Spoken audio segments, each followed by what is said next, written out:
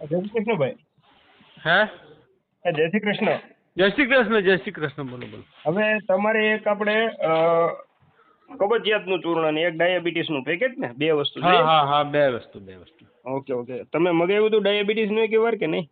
મગાવી છે ને એક વાર, તમે લાકડાવાળી મોકલાલી ને. હાજી હાજી હાજી. કેમ રહ્યું, મજા આવી? બહુ સરસ છે અને પાવડર બી સારો છે કબજિયાતનો. ઓકે. ડાયાબિટીસમાં કેટલો ફેર પડ્યો?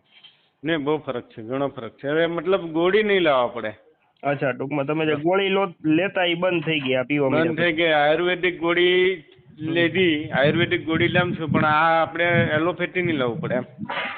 બરાબર બરાબર. તમારે કેટલું ડાયાબિટીસ હતું?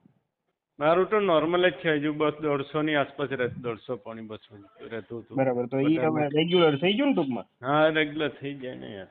તમારે દવા સારી છે ને યાર, એટલા માટે તમારે. અને દવા તો છે જ નહીં, આપણે આયુર્વેદિક જ છે. આયુર્વેદિક જ મોટો એ છે ને યાર, લોકો સમજતા નથી ને. હાજી હાજી હાજી. આયુર્વેદિકમાં લોકો ભરોસો નહીં કરે. એકચ્યુઅલી આયુર્વેદિક એ જડવાળું વસ્તુ છે. ટાઈમ લાગે એમાં, પણ એ નીકળી જાય. નીકળી જાય. અને કબજિયાતનું લીધું તો એમાં સારું છે ને, આપણે જે ફાકી મૂકી? કબજિયાતમાં ત્યારે મેં લીધેલું ને ત્યારે એકદમ સારું થઈ ગયેલું. પાછો મને પ્રોબ્લેમ થાય, પાચન શક્તિ નબળી પડી જાય યાર. અમે અને શિયાળો હોય ને, ઠંડી એટલે થોડુંક રહે જ કબજિયાત. હા હા. હવે નહીં કઈ, ઉનાળો આવી જશે ને. હા, જરા તમારી દવાથી મને લાસ્ટ ટાઈમ બહુ કબજિયાત થઈ ગયેલી ને, પાચન નહીં થતું ને, તે લીધે પછી મને ઘણો ફરક પડી ગયેલો. ને ખાવાનું બાવાનું વજન થોડું ઓછું થઈ ગયેલું ત્યારે, પણ પાછું વજન આવી ગયું.